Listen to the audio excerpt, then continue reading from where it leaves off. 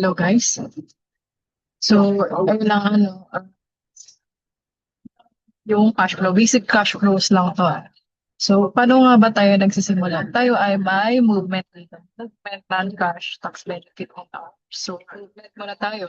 So, sa movement, ito siya movement. So, paano natin na-determine kung paano ang movement? So, kunyari, si receivables, kapag tumaas siya, ay pag bumaba siya, ibig sabihin may nakolekta ka. Pag may nakolekta ka, ibig sabihin cash in, positive siya. So, ganun siya. Kapag, kunyari, may nakolekta, positive, ito naman, bakit siya naging negative? Kasi nagbigay tayo ng pera sa bangko.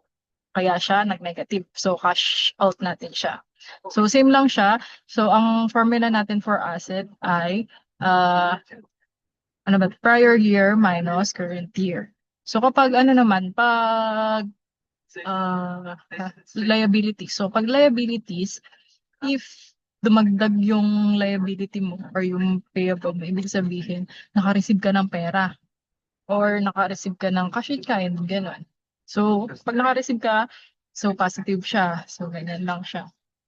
So, pag bumaba yung cash mo, ibig sabihin, ay yung payable mo, ibig sabihin, nag-cash out ka. So, cash in natin to kasi tumaas at cash out kapag bumaba. Kasi nagbayad tayo, kunyari. So, ang gagawin natin, so ang nangyari dito, ang formula niyan ay current year minus the previous year. So, C20 ay si current year, si D20 ay si so, punta na tayo dito sa SEF. So, pupunta tayo dito sa cash. Cash equivalent. I-equals lang natin to sa ating SFP. So, sa cash, ayan yan. Ito. So, hanap tayo, receivables. Ito yun siya, receivables. So, si BS or si balance sheet ay dito, pababa. Pag IS dito sa taas, okay? So, trade receivables, equals lang natin sa movement ni receivables. So, sunod natin ay si prepayments. So, equals prepayments, payables. Pero, natin, sunod-sunod rin. So, sino ang sunod? Properties.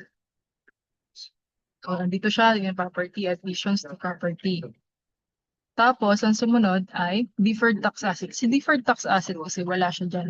Hindi siya income tax paid, hindi rin siya nasa taas. So, dito natin siya lalagay sa baba. So, deferred tax asset, dito sa baba. Hindi na tayo, yeah.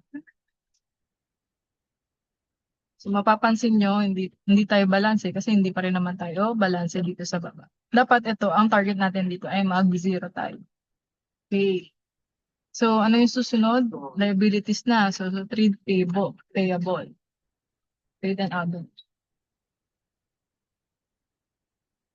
So, si income tax payable, dati ay payable siya. So, dito muna siya sa income taxes paid. So, gagalawin natin na lang natin siya kapag nalaman na natin yung niya, total amount. Yun talagang amount niya. So, finance cost, wala pa siya. So, ano nang kulang sa atin? Ito, retirement obligation. So, wala ito. Okay, wala dyan kasi wala naman siya lang contributions. Pero kung pag may retirement dito ba? Yeah. May retirement dyan. Lagyan nyo na retirement. Pero dyan kasi wala. So, ito muna. So, RBO.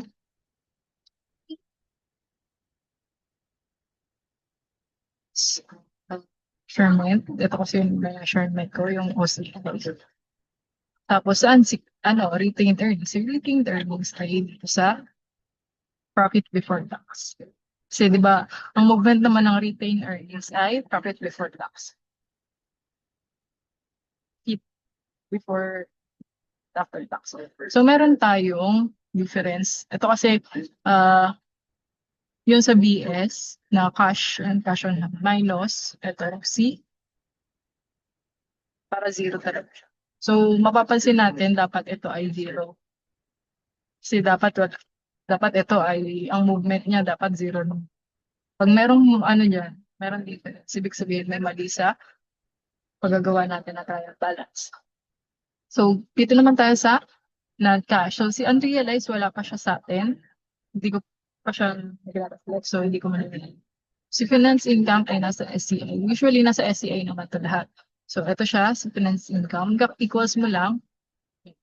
Kasi finance income, ibig sabihin income siya, dapat ileless mo siya sa atin. Profit before tax. Tapos, dapat sa taas na ito, di ba, IS, sa taas niya, dapat ay meron siya sa baba. Pag wala sa baba, ibig sabihin, dapat hindi, dapat ano, lagi siyang equal. From after ng movement, itong mga to, dapat lagi siyang may kapartner sa business account or yan, business account kasi gawin natin siya sa finance. Pero dapat ay finance income ko. Pero usually ang ginagawa natin dyan ay so yan, interest received dapat siya. So, palitan natin. Dapat kasi nandito siya.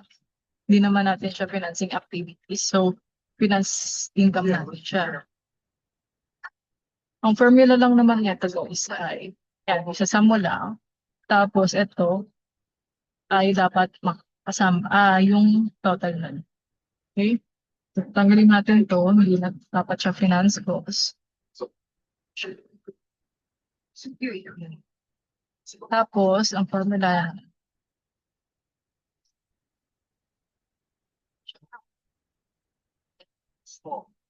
so, yun. Ano pa ba yan? Depreciation. Dito lang din sa SCI yan. Depreciation yan. Dito tayo sa sum of final 2025 kumuha. Kasi hindi siya pwede sa dyan. Then, saan ba siya dapat? Dito sa additions. Siya tapos, retirement benefits. Doon din. Ito kasi ay employee benefits. Yan. So, saan siya ka-partner? Dito siya ka-partner sa ating baba, RBO. Okay? So, paano yan? Hindi pa yung balance eh. So, paano natin babalansin siya? So, si DTA ay, saan ang ano niya, pasok niya sa, dito siya ang papasok dapat sa measurement. Kasi ang kahi ko dyan, reversion. Pero pwede rin naman siya dito sa, ito kasi siya eh. Dito siya banda. So, pwede natin siyang gawin na sa measurement, pwede rin sa OCR. Pero sa OCR ko, dapat itong mga to ay zero din. Kasi pag hindi yan zero, hindi tutugma din siya.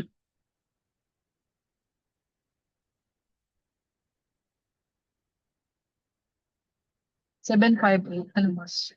Same siya, 758. Saan natin siya ano, ilalagay? So, saan natin siya ilalagay? Siya na. Si DTA ay usually, pero kasi yung ano ko, sa ano siya, sa OCI. So 758 lang kulang dito. Saan siya? For now, ilagay ko muna siya sa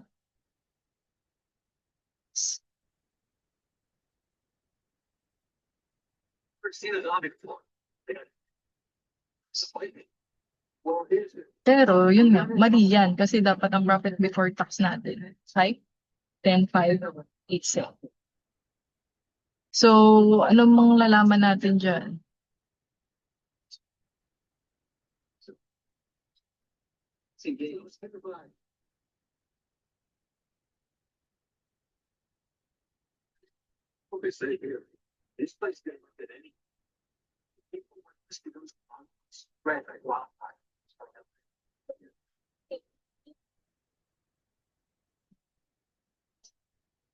Natin kasi siya malalaman. Malalaman lang natin siya either pagkatapos na natin ng audit talaga. Pero, ito, dapat yan ay dapat same dito sa income before tax natin, not 10,507. Kaso, hindi siya tugma. Tugma na 11 billion. So, ano ba? Kasi meron silang cash dividend. So, dapat dito, kita mo sa SCI, may Dividend siya, declaration of dividends. So, kaya ano natin siya?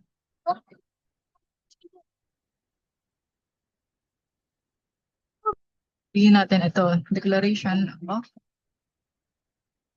dividends. Sa finance nga ba talaga yun? So, yes. So, the declaration of dividends ay sabihin nag-cash out na 7.3. So, saan siya mapupunta? Dito din kay retained earnings. Kasi ang ano kay retained earnings or ano, IC declaration at net income. Siya ang nakakapag-trigger or nakakapag-change ng ano, net income or tax. So, yan. 3.6 na lang. Ayan. So, meron din tayong taxes paid. So, magkano yung taxes paid natin? Ang taxes paid natin ay malalaman dito. So, income tax is payable. Income tax is payable.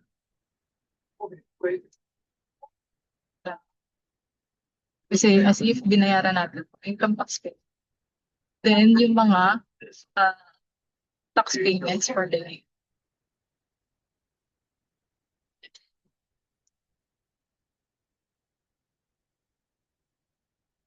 Tax payments for the year natin ay ito mga po.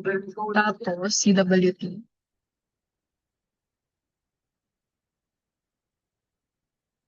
So, magkano siya? Some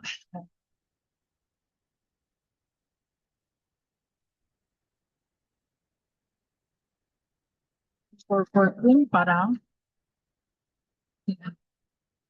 so kung 1 for 1 yeah, I did that.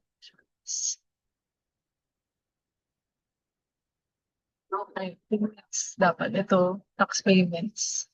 Tax payments may dapat 200. So kulang pa din siya. So negative kasi tax payment siya.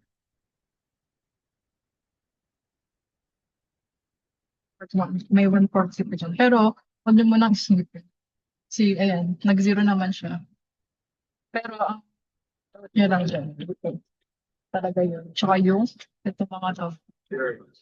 Watch out nyo. Tsaka, itong additions. Kung tama ba na iyan yung additions natin sa ating disclosure. Okay? So, kung tama ba. Yun lang muna, basic lang muna kasi medyo kailangan mo pang intindihin yung ibang cash flow at cash flow ng ibang accounts like additions to property, dapat nasa notes yan, or BO, tsaka yan. Realize, kailangan makikita mo din siya sa ating notes. Yan. Yun lang, thank you.